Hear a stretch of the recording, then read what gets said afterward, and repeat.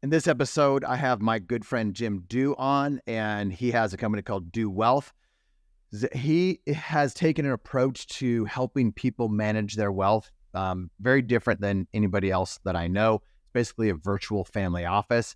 And so we got into some strategy stuff around investing, specifically entrepreneurs and investing, entrepreneurs and the team that they should have around them, and why they should have this amazing team of financial advisors, people that are going to protect them from risks and these different things. We get into the Augusta rule, where he thinks like less than 10% of people are actually using that specific code in the tax code.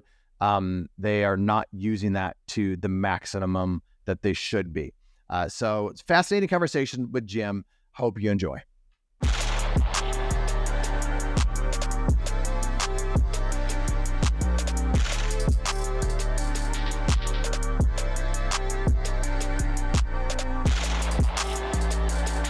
Representing Franchise Secrets, Erik Von Horn.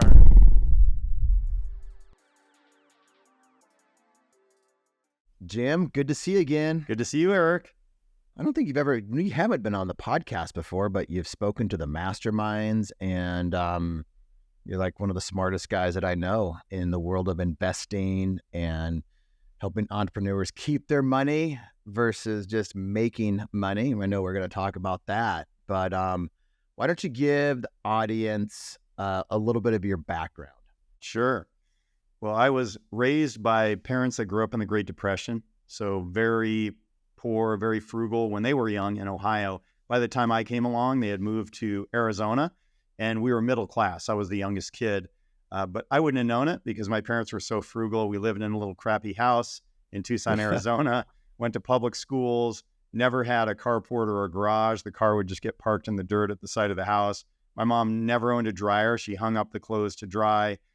Anyway, so we had food, we had shelter, but there was no frills, and I saw no utility in money. I didn't know anyone who had any money. My friends had Fords and Chevys that half the time were broken down in their yard or whatever. So when I went to college, I majored in mathematics and wasn't sure what I wanted to do, but just knew I didn't care if I would make any money. So when I went to a counselor almost to my senior year, she said, "What do you want to do?" And I said, "Well, I never care if I make any money. I just want to make a difference." And she said, "Well, you're good at math. You should be a math teacher." So as simple as that was, that's how I became a public school math teacher. Did that for 5 years at a little rural place in Arizona, Queen Creek High School, which now is a huge high school, but back then it was just farmland and not very many students. But I loved the kids, hated the system. And 5 years later, I looked for another way I could make a difference using numbers. And I knew a guy who was a financial advisor. He said, "You should be a financial advisor." So I looked into that, started working with a big New York brokerage firm in their Phoenix office. And then 4 years later, after grinding and working and learning all parts of the business, I realized once I understood how the sausage was made in New York, that services and products that were being pushed to clients weren't always in their best interest, but were always in the best interest of the brokerage firm. So I went home to my wife, Mimi, who actually tomorrow is our 32nd wedding anniversary. So we've been together for a long time. And Mimi. Anyway, I went home and She's just amazing. complained. She's the better half. We all know that. Better 3/4. I mean, not even a question. In fact, I always like to say that anyone that likes me more than my wife, I do not trust them or respect them. They definitely are not good judges of people. Anyway, so I went home and just vented to Mimi, and this is 1999, 25 years ago. And she shrugged her shoulders and said, "Start your own company." I was like, I don't think you were listening. I said, "The problem is these banks and brokerage firms and insurance companies." And she said, "I didn't say I knew how to do it, but that's what you should do." And so in 1999, we started our own little company, realized we were entrepreneurs and decided to work with entrepreneurs like us. And then over the journey, as we kept asking ourselves, like, how would we want to deliver advice in the whole area of wealth planning for entrepreneurs? How would we want it for ourselves? So really, we built it from the perspective of, the entrepreneurial viewpoint, not from the perspective of the way people said that we could make money or the way other companies made money in that space. And then the big change that happened is I started hearing about this term called family office. And today, if I speak to a group and I ask how many people have heard that term, I probably get 80% of the hands up. But when I first heard about it, and I was asking around, nobody had heard of that term before. And so I did some research and I realized that that's really the way billionaires manage their money, make all their financial decisions, handle all their wealth. So I started asking around, and just by chance, one of my friends who's very connected was good friends with the grandson of a New York billionaire. So he connected us. We're about the same age. We hit it off. He introduced me to the family. I flew back to New York, spent time with them. And then I had all these notes, and it just struck me like a lightning bolt. I thought, that's not just the best structure for a billionaire. It's the best structure for any entrepreneur. But there's one problem. You need hundreds of millions of dollars before you can build your own family office because they're very expensive to build and run. And really what the billionaires do is they'll hire all the needed tax professionals, legal experts, attorneys, accountants, insurance agents, investment professionals, all as full-time employees working for that one billionaire and his or her family. So I thought, well, we don't have hundreds of millions of dollars, and Mimi and I wanted that for ourselves first.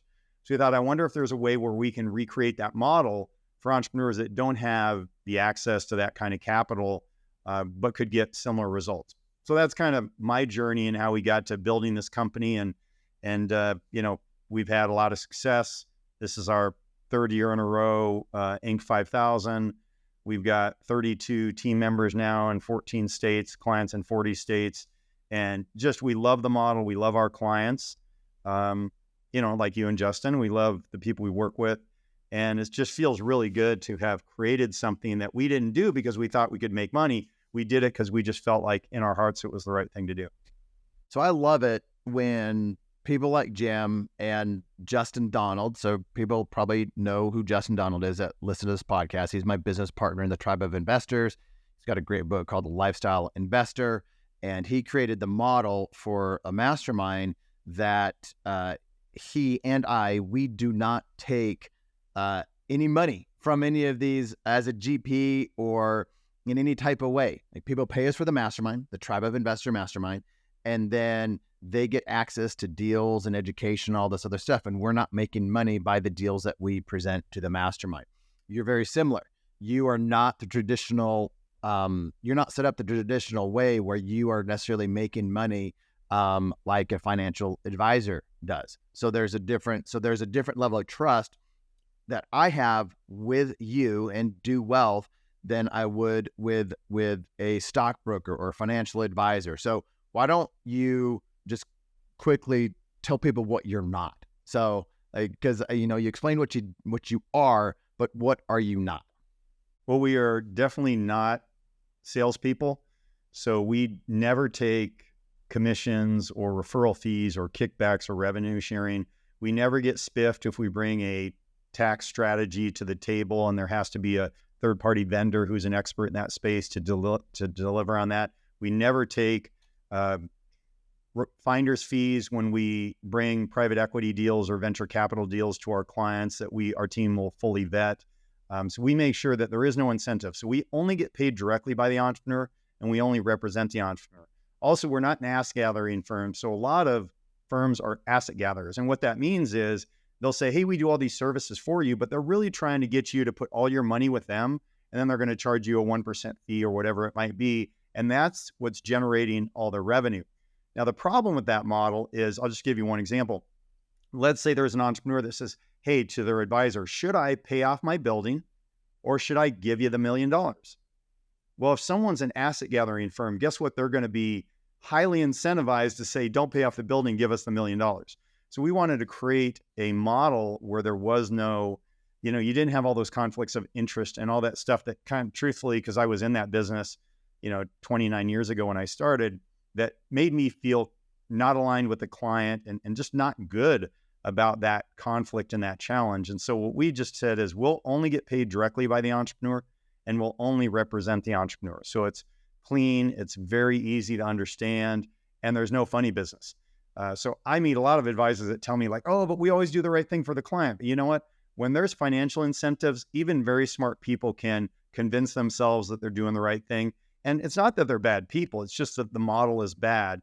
And unfortunately, that model is a very financially robust model. So all these companies and firms out there, they make a ton of money. And that model is a very successful way to make money in the industry, but I don't think serves entrepreneurs the way they need to be served, and truthfully, you're never going to see JP Morgan Private Bank or Northern Trust or, even independent financial advisors look at our model and go, hey, let's do that because their model works and they're making a ton of money. And admittedly, our model is very hard.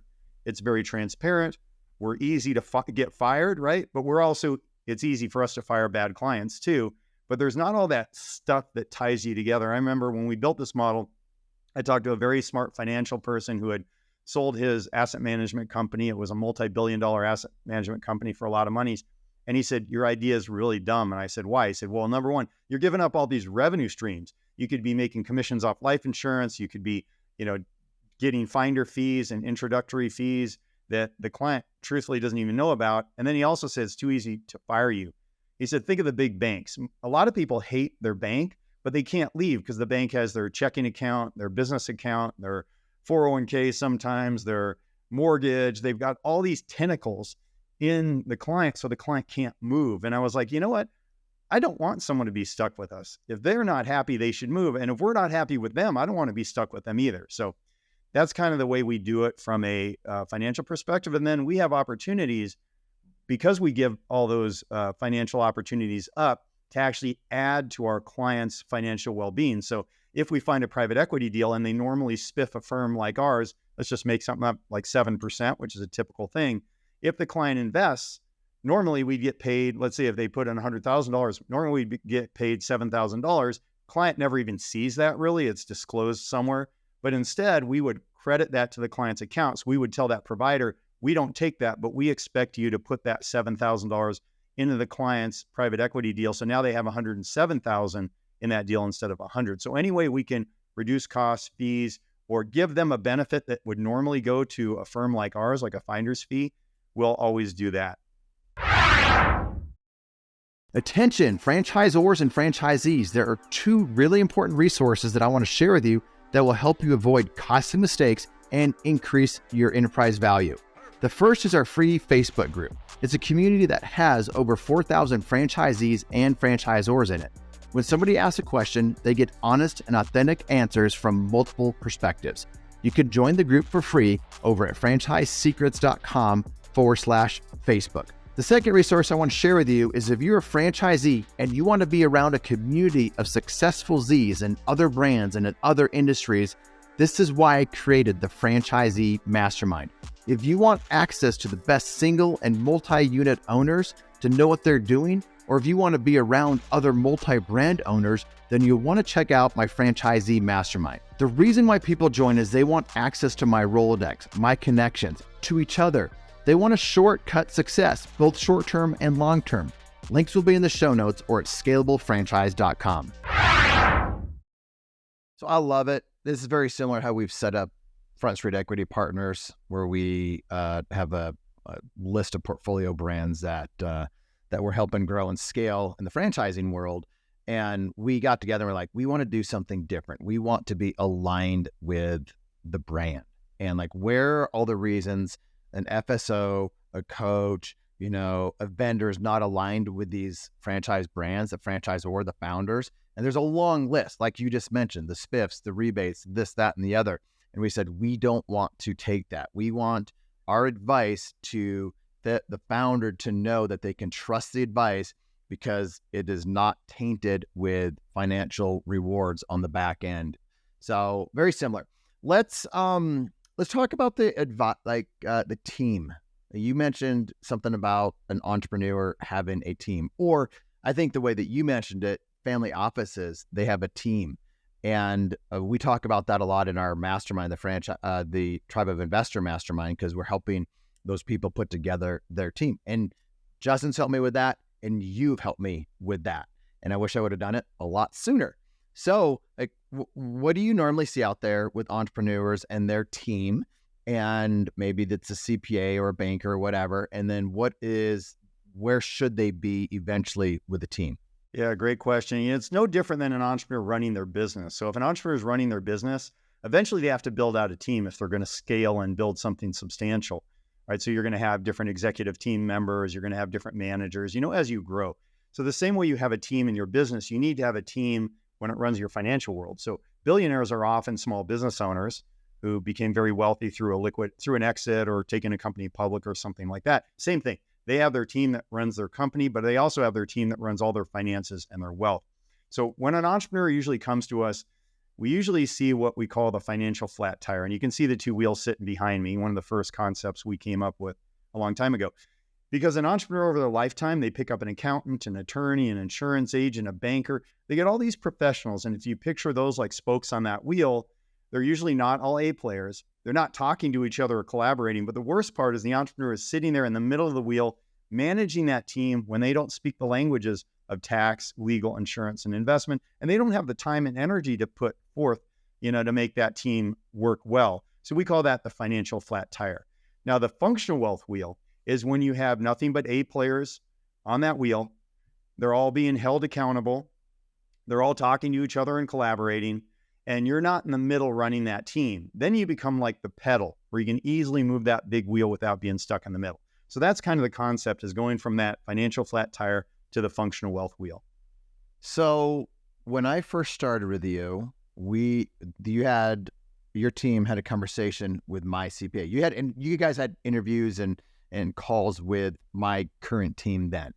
And one of the things that came up was the Augusta rule. And I was happy and sad all at the same time.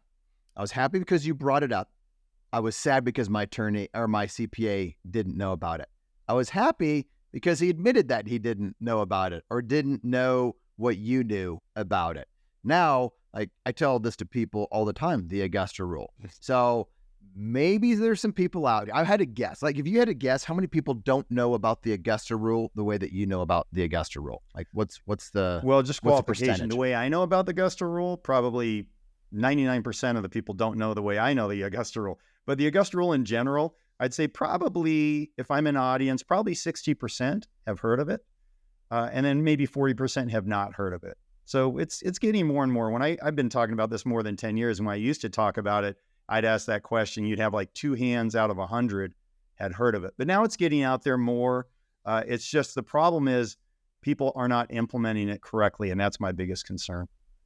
Well, let's talk about the Augusta rule the way that you know the Augusta rule, and share whatever you can about that. Yeah. Let's help some people. Yeah. Well, it really came around, and the reason why it's called the Augusta rule, or the master's exemption is another term, is because it was really started in the 1970s. Because where they hold the masters at Augusta, Georgia, if you know much about Augusta, back then and today, there are no really high-end resorts. There's not a Four Seasons or Ritz-Carlton. So if you're going to stay there, if you're a wealthy individual or you're a professional golfer, you're probably going to look to rent a house around the area. And there's some beautiful homes around the Masters. So in the 70s, you had those owners say, hey, I want to get out of town when it's crazy. We can rent our home out for a bunch of money. Let's do that. Well, the government said, the IRS said, you know what, you have to pay tax on rental income to do that. Well, they lobbied Congress. Congress said, hey, we agree. And they actually didn't just make it a week, they made it 2 weeks. So you can rent your home to anybody. This is also true of a vacation home that you own, your personal residence or vacation home for anybody for up to 14 days a year. It's tax-free income to you. And that's under Section 280A of the tax code. So you think about that, that's pretty powerful. However, it's way more powerful if you're a business owner. Because if you're a business owner, you have an entity that is not you. So you can rent your home to that entity. It's a tax-deductible expense to your business, and it's tax-free income to you. So I'll just give you an example. Let's say the appropriate daily rent to use your home for a business purpose is $4,000 a day. 4,000 times 14, if you use it for 14 days a year, that's $56,000. If you're in a 40% state plus federal income tax bracket, 40% of 56,000 is $22,400 in your pocket, that you can save every single year. You do that over 10 years, that's over 200,000. You do that over 10 years and you invest that money, it's, much more than 200,000. So that's the way it works. Now, here's the problem. Even when I meet people, and we have new clients that come on, sometimes they're like, oh yeah, the Augusta rule, love it, been using it for years. And then I ask a simple question like, great, how are you documenting how you're using the Augusta rule? And often I get this look like, well, what do you mean documenting? Well, that's exactly what you're going to find out if you ever get audited. The IRS is going to want to know how you're documenting that Augusta rule that you're using. And that's how you're going to win or lose, is based on the documentation, like all audits. So it's legal in the tax code. In fact, there was just a recent tax case in tax court, Sinopoli, and Sinopoli lost a lot of their deductions using the Augusta rule. Why? Poor documentation. The tax court said it's totally legal, you can do it, but the two places they got nailed in Sinopoli was, one was there was no real process and there was no proof of why they charged what they did for the daily rent. You just can't pick a number out of the sky. You have to document why that's the appropriate number. The second thing they did is they didn't have documentation about what were the meetings, when were they, who attended, like what was the business purpose. Again, just sloppiness on the part of Sinopoli, and went all the way to tax court, and tax court said, yes, you can do it. Here's where you're going to get whacked. And they cut the deduction way down. So one thing that we've done for entrepreneurs is, because we see this over and over, is we actually created a digital pack that has every step that you have to do to document this appropriately. So if you're not doing it, do it if it makes sense for you. And also, if you are doing it, document it. And obviously, any tax planning, run it through your tax professional. But anyway, there's things like, ways to find out what the appropriate rent is to document that. We have a sample lease agreement in there. Now, we're not attorneys, so you want to make sure that you get your own legal advice, but there's a sample lease agreement. A lot of people don't know you have to have a lease agreement. You actually have to show the money actually moved. You have to actually show the payment was made. You have to understand and document all the business purposes. So we have spreadsheets, either Excel or Google Sheets in there, that allows you to document everything. We've got, as I said, ways to get comparables, sample lease agreement, and then also how to put your 1099, to do a 1099. A lot of people don't know, but you should issue a 1099 when it comes to the Augusta rule. So anyway, we're going to give that away for free to your listeners. And you want me to just tell them how to do that? Yeah. This is great. Thanks for doing that. Right. Yeah. How do they get it? If they just go to www.dowealth.com/franchise. So again, www.dowealth, there's two W's in the middle, DEWWEALTH.com/franchise. So we put this together just for your group. And by the way, when they go to get the Augusta rule and all the information about how to document it, there's a little box they can check that says, hey, it's okay for you guys to communicate with us. I'd highly recommend that your people check that, because we have other offers and things you might be interested in. You can always opt out very easily in the future. If you don't check that box, you're going to get the Augusta rule for free, but you're not going to get any contact from us. So you might want to hear some of the things we're doing.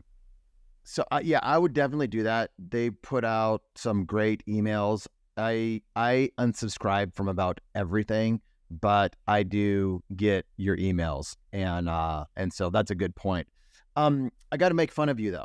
I was on John Lee Dumas's podcast, EO Fire, years ago, and he's like, "Hey Erik, how do people find you?" And I'm like, "www. And he's like, he made so much fun of me for saying www. He's like, everybody knows that, and that was my first big podcast.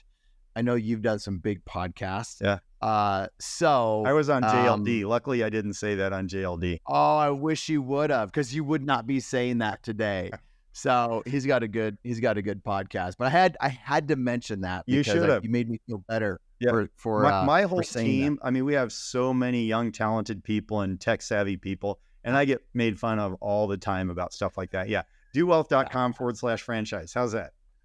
Yeah, exactly. Perfect. That's great. JLD would be very proud of you. I can learn. It's like they say, I can be taught. Ask Mimi. She's trained me over 30 years. I love it. All right. I want to shift gears a little bit. And then we'll probably come back to some more financial investment stuff, because I want to ask you about entrepreneurs. They're great at making money. They're not so great at keeping money. And so I want to dive into that with you. Before we get to that, you were in France for about a month, and we were talking about that before we hit record. And you said you didn't really do anything in your business. And I said, was that hard? And then, what was your response? So tell me about the trip, but then, a little bit, but then I really want to dive into that kind of sabbatical that you took away from phone and email and all of that stuff. Cause I have not done that yet. And I'm sure I will at some point. You need to.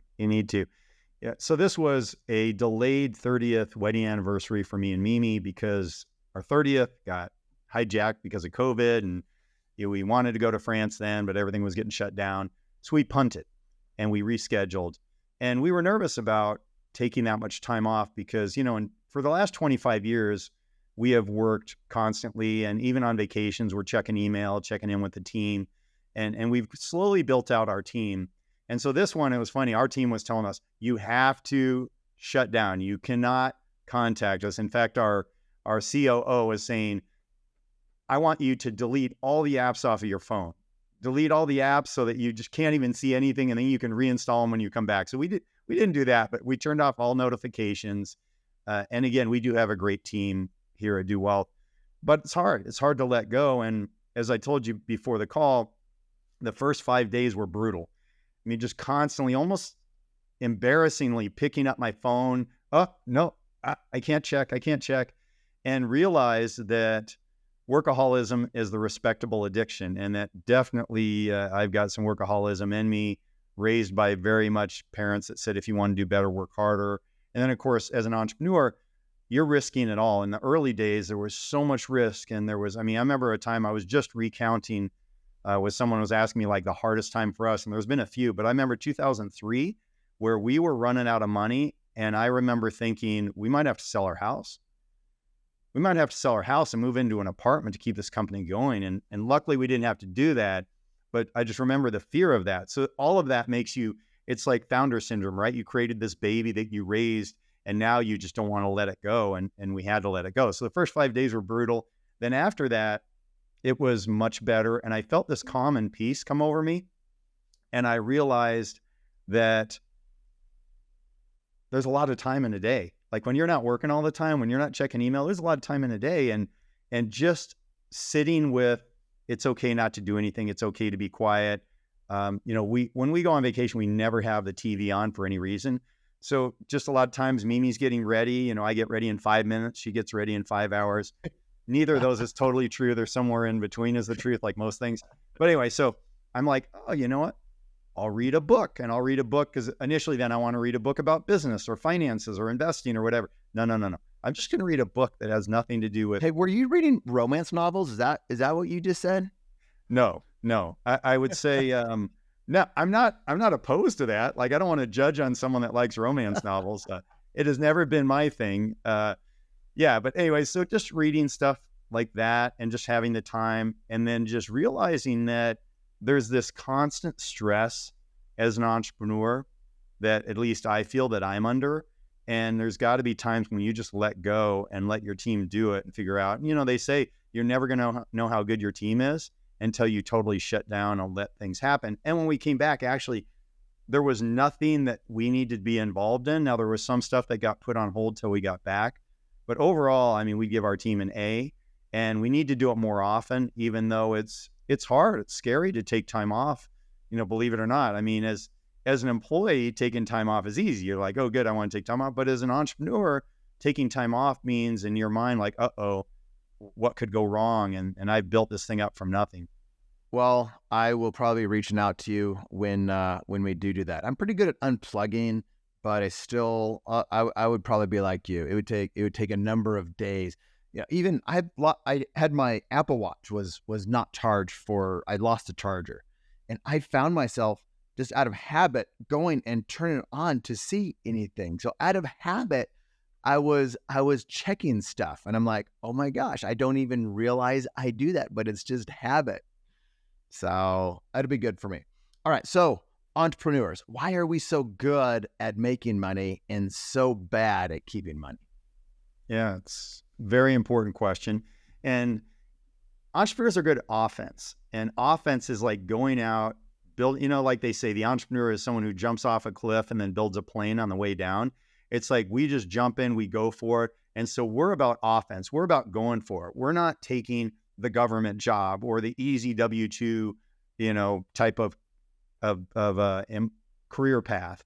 And it's interesting that I have friends who are W-2 employees, and they say, hey man, I love it. I'm done at 5 o'clock. I go home. I don't work at all on Saturday and Sunday. I don't think about my work. And I love that. And part of me is a little envious of that kind of a life. Although I want to do more than that. I want to build something bigger. I want to make bigger differences than just punching a clock. So the first thing is entrepreneurs are good at offense, not on defense. And if you think about it, it makes sense because entrepreneurs, you and Justin and me, we have done something that most of the world, if they knew our vision, would have said, that's not possible. That's not possible, but what you think you can do. So what we do is we take something that has a low possibility of success and we go all in and we make it happen. When you are someone who takes something that seems not possible to most people and you make it happen, then guess what you do? You start to see the world that way. And that means you see other parts of the world. Let's just take investing, for example. I meet entrepreneurs all the time that tell me, Jim, I've made so much money in the last 10 years and I don't know where the heck it went. Well, you know where it went? It went on them putting money in investments they didn't know anything about. Their buddy had a startup. They threw money in. They thought, hey, someone said I should buy crypto. So they're all over the place because in their mind, they're thinking, if anything's possible, I'm in because I know I can make the impossible possible. So anything with a possibility, they see the possibility. But to keep your money, you have to play the game of probabilities, not possibilities. So entrepreneurs are often, anything is possible. That's why I'll see an entrepreneur that they'll put money in a startup because it's a friend of theirs. The deck looks great and the projections are amazing and they love the story. So they're like, this is going to happen. It's possible and it's going to happen, right? The same way they did with their own business.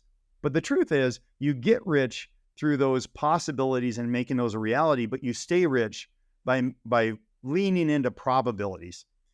And that's why, being involved like with your groups, you and Justin, so you can better understand what's probable, not just what's possible, because through the entrepreneur's mind, that's why they're better at offense. Something that's possible, they're like, hey, that's going to happen because I see the possibility, but they have to have a mind shift. So to keep their money, they have to think about what's probable. Let me lean into the probability. So in 10 years, I have a lot to show for what I've created.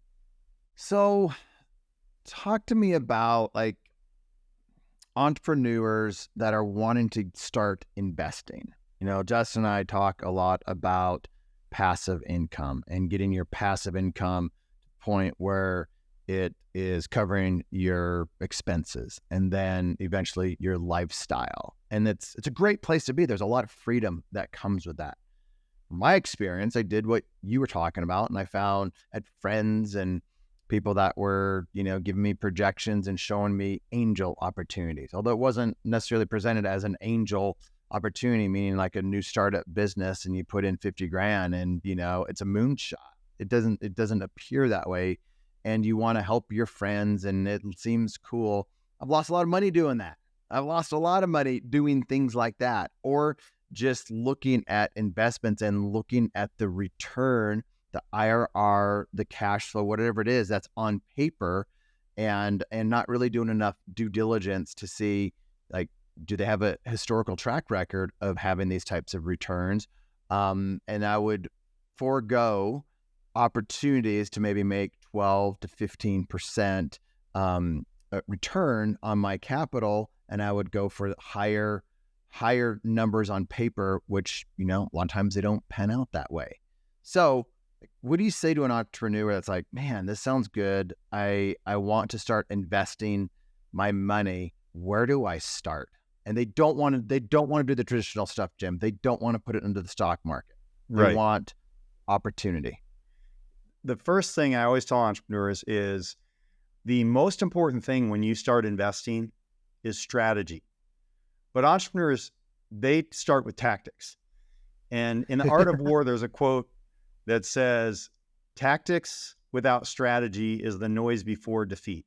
What I mean by that is the way entrepreneurs, they love to jump into tactics like, oh, shoot, should I buy some Bitcoin? I'll do that. Oh, maybe I should get a single family rental. Oh, I'll throw some money there. Right? They're just all over the place. And those tactics without a strategy can be dangerous. So the first thing that billionaires do is they have a very solid strategy. And so you want to think about what your allocation strategy is going forward, because you get rich by being concentrated, but you stay rich by being diversified. So that's why being really focused on a small business that you own and control, that's a way that most Americans get rich if they're going to get rich. But you stay rich by not using that same mentality and saying, hey, I'm going to put all my money into this one type of investment because I like it and I understand it. So you want to be diversified. So what's your overall game plan? So let's say you're taking real estate, for example. How much of your real estate, and by the way, you're going to set the strategy. It doesn't mean it comes true today. So you might say, okay, 5 years from now in my real estate, I want a certain percentage of multifamily. I want a certain percentage of single family homes. I want a certain percentage of self-storage. I want a certain percentage of RV parks or warehouse or whatever it might be. You want to get the game plan first. So real estate would be one chunk. Maybe another chunk is private equity or private debt. Within those categories, how much of your money? Venture capital, the riskiest type of investment often, and you and I have both done this, right? You put money in a venture capital deal, which is a startup that is just a wish, which is a moonshot, like you said, and you put money in 2 of those a year. You're going to lose your capital doing that. The very best VC funds in the world, they would never do that. They would want to have 50 startups fully vetted, and they probably looked at 1,000 startups to get those 50 because they know it's the 3 that hit the home run that make the difference. So understanding how much your money should be in those different categories, and then even within those categories, what different areas should you invest in? And then you start, right? So you say, okay, if I'm going to put money in real estate and I want to start and put my first deal, I'm going to look for a multifamily deal. And right now we've seen stress in multifamily, right? A lot of those deals done a few years ago with variable rate loans, and we're seeing some stress there. I think there's going to be opportunity in multifamily in the next 6 to 18 months. Anyway, that's my own opinion. But having the strategy first, no one wants to sit down and come up with a strategy and then a glide path. Like, okay, here's the first piece I'm going to knock out. And once I get enough in that category, now I'm going to go to another category, unless I see a really good deal for another category. But if you see a good deal, okay, I don't have any exposure in that area. I want to have exposure in that area. So now I'm going to look at that deal. On the other hand, if it's an area that you are over allocated, then you go, hey, even though it looks like a good deal, I already have enough money in that one area, so I'm not going to put more there. So that's the first thing, is having an overall strategy of how to invest before you get into the specific investments. Let me chime in here. We just had a session in the mastermind where we had members talk about their approach coming into the mastermind. They had, this is called $1 million that they were ready to invest, or $100,000 that they were ready to invest. And they had that and they needed to deploy it. One of them deployed a lot of it right away within the first 12 months of the mastermind. They deployed a lot of it, and that was their strategy. And they did a little bit in a lot of deals. The other person had a different strategy. He had even more money to invest, and he took 1 year just to understand everything to come up with his strategy. And we have, we do a lot of education in the mastermind, because there's a lot of entrepreneurs in that mastermind, some high W-2 earners, but a lot of entrepreneurs. And he's like, I just needed to understand everything. There's new terminology, there's new ways of thinking. And he just didn't feel comfortable betting out deals until he spent a year of deep due diligence in learning the language of passive investing. And it got me thinking, there's just as entrepreneurs, we're really good at making money. We're really good with our business, and we can make a lot of money in our businesses, but investing's a whole different world. And this guy was very successful, way more successful than me, way more successful than a lot of other people in the mastermind. Yet he was one that said, I'm just going to pump the brakes, not going to do any deals until I am able to learn what I need to learn to come up with my strategy to deploy capital. So this goes to what you were saying, he wanted a strategy before he started deploying. Makes me think too, we have, I've never even talked about this on the podcast, but we have a strategy call that you can do with one of our team members. Go to lifestyleinvestor.com/strategy, and you can get, like, we can review your portfolio. We can, just do a lot of things to kind of help, you as an entrepreneur understand where you are and where you want to go. And it's just a free session. So You can either go to lifestyleinvestor.com/strategy, or you can go to www.lifestyleinvestor.com/strategy. Whatever you want. You know, it's so funny you did that. I was about to make the www joke. So we're on the same I had to beat wavelength, you to man. it. You know, I'm glad you mentioned that, though, that what you just talked about, you know, having someone look at the portfolio. Charlie Munger just passed away recently. And Charlie Munger was Warren Buffett's partner. He was 99 years old. And Warren Buffett credits him with changing the way he invested, his investment philosophy, the types of things he invested in. And Charlie Munger was always the person he would go to get, you know, a second set of eyes. And so my question is, who's your Charlie Munger? And it shouldn't be your buddy that thinks exactly like you, because then you're just getting a replication, a rubber stamp, right? You want someone who thinks differently than you, who's going to look at things and actually get you to pause and look at different perspectives before you invest. And I know for me, and I've been investing, you know, for 30 years, I still run everything through our team. We have our director of investments and our analyst. I won't invest in anything. And in fact, Mimi won't let me invest in anything unless our team has looked at it. And they don't think like me. They're not entrepreneurs like I am. So who's your Charlie Mungers? You should have someone who's checking you that way. And the other thing is, I like to say, what's your 51-point checklist? So our team, when we review a private equity deal or a VC deal or a private debt or a real estate deal, we have a 51-point checklist, including everything from background checks on the managers to affiliate deals they may have that we don't know about, to how much of the GPs are actually investing their own capital, anyway, on and on. But you want to have some sort of process and checklist, because as I said earlier, here's a recipe for losing a lot of capital. Hey, I like the person pitching me on raising money. The deck looks great. The projections look amazing. And I love the story. This has got to work. That's a recipe for disaster. So you want to have a very detailed process and checklist for investing. And all you have to do is look at the smartest investors in the world, try to take as much of the emotion out as possible. And here's another mistake. Just because smart people who have more money than you are investing doesn't mean it's a good deal. And it doesn't mean it's right for you and your situation. You just have to look at Theranos, where it's the woman who started that, who was touted as the youngest female self-made billionaire ever in the world.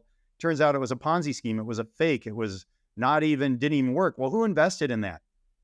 Walmart family members invested in that. Rupert Murdoch invested in that. Some of the smartest investors in the world put it through their process and they invested in it. So don't let that influence you. Just because you know someone's smart who's got more money than you and they're putting their money in doesn't mean you should shortcut your checklist and your analysis. And it has to depend on your particular situation. And make sure you run it through your Charlie Munger, someone else, or if it's you and Justin, you know, your team, whatever, run it through someone else who can look at it and get you to pause and think. And a question I like to ask myself, this may sound, you know, pretty rough, but I say, Jim, you're not that smart. So before I invest in a deal, I pause and I say, Jim, you're not that smart. Now, why do I do that? Because it causes me to pause and say, what else am I missing? What have I not thought of? And it humbles me a little bit. And the truth is, none of us are that smart. You want to pause and think there might be something I missed on that deal or something I didn't look into carefully enough. And that's why you want to have a plan and a process and a Charlie Munger. That's good. You guys are my Charlie Munger. Justin has a due diligence team and process for the deals that make it to our members at the Lifestyle Mastermind or the Tribe of Investor Mastermind. And that's just getting more and more robust every year. And I want to make a point too.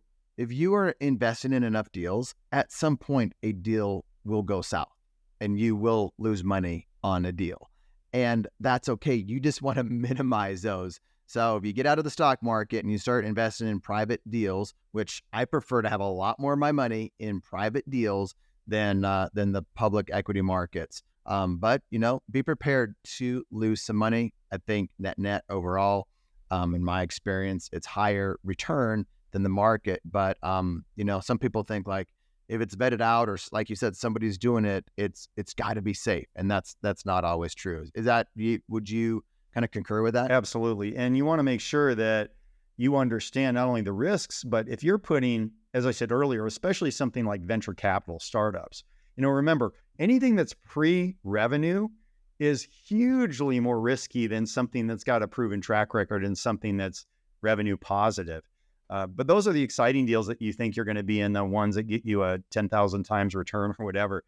So you have to ask yourself, if it's pre-revenue, how many deals like that are you realistically investing in? If you say, oh, I am only going to invest in one of those a year, you're probably better off not investing in that, just because the chances of you getting that right is very slim. But to your point, making sure that you understand that when you're doing private deals, there's upside, because if you look at the body of evidence, private deals have better rates of return than public markets.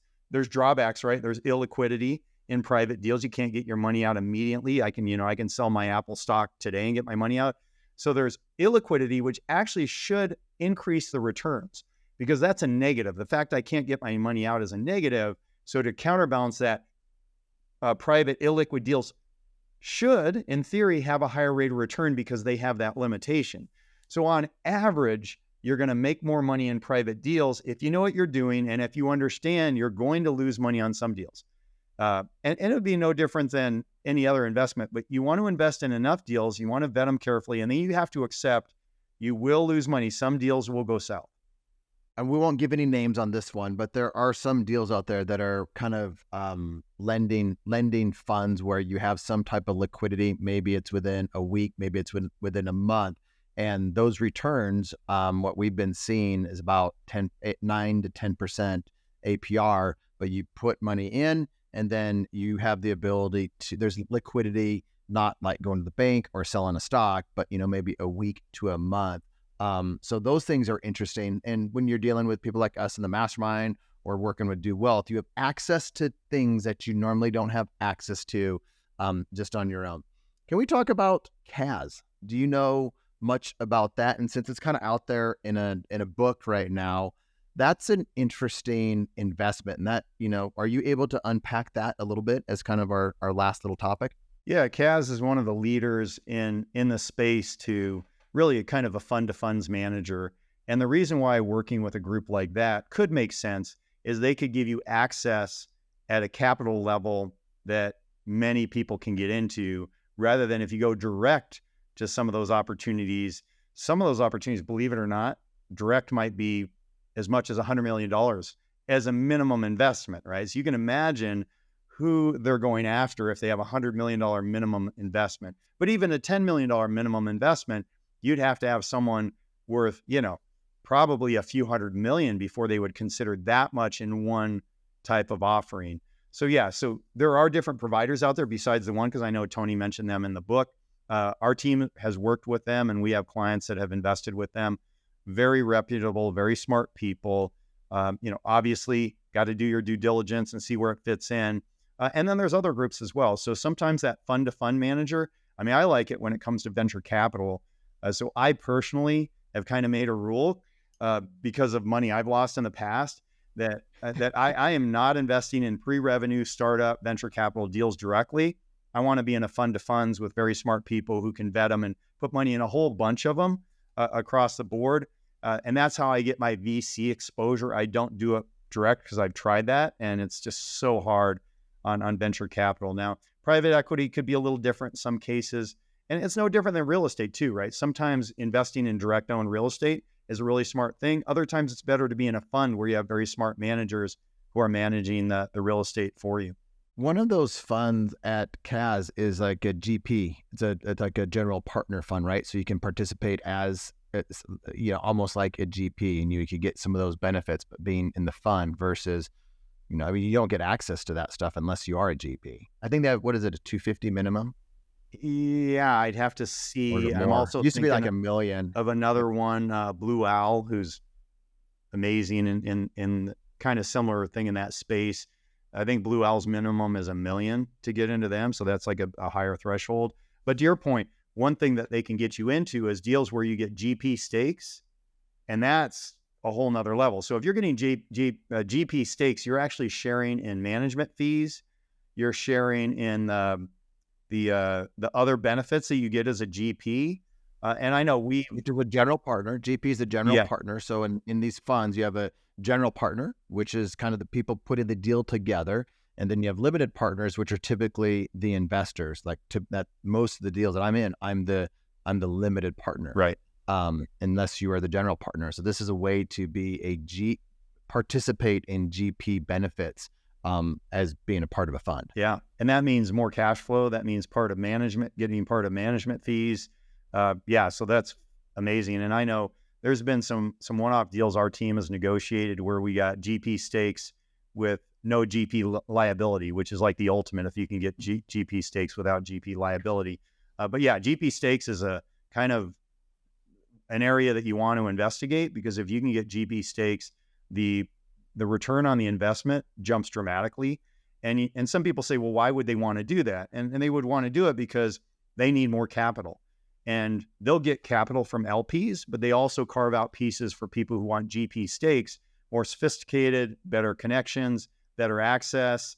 And they want to raise that money too, because the biggest problem with a lot of those companies is they've got to keep raising money, because these deals don't turn over in 6 months. They're longer term deals. And while those deals are growing and building and waiting for a liquidity event, they're still raising money for the next year's deals. So that's why there are GP stakes, and cause is one of those that you can get in on those. Well, my hope for this episode is to trigger curiosity in the listeners. If they've heard some terms that they're not used to, if they've never heard of a fund of funds or participating as a general partner or the Augusta rule or having the right team in place, if there's anything that's kind of triggered curiosity, you can learn more just from an educational standpoint at Do Wealth. Follow Justin Donald, the lifestyle investor, do his it's really our kind of free strategy session. Get the Augusta rule stuff from Jim, and just start learning more about this. Follow what the wealthiest families do. There's a lot of content out there that you can start consuming. But hopefully this triggered the desire in all the entrepreneurs listening to see how they can get passive income coming in addition to their active income that they're making through their business. Maybe buy one less house, one less boat, one less vehicle, and start putting those dollars into investments and start stacking those investments. And I'm so glad I started to do that many years ago.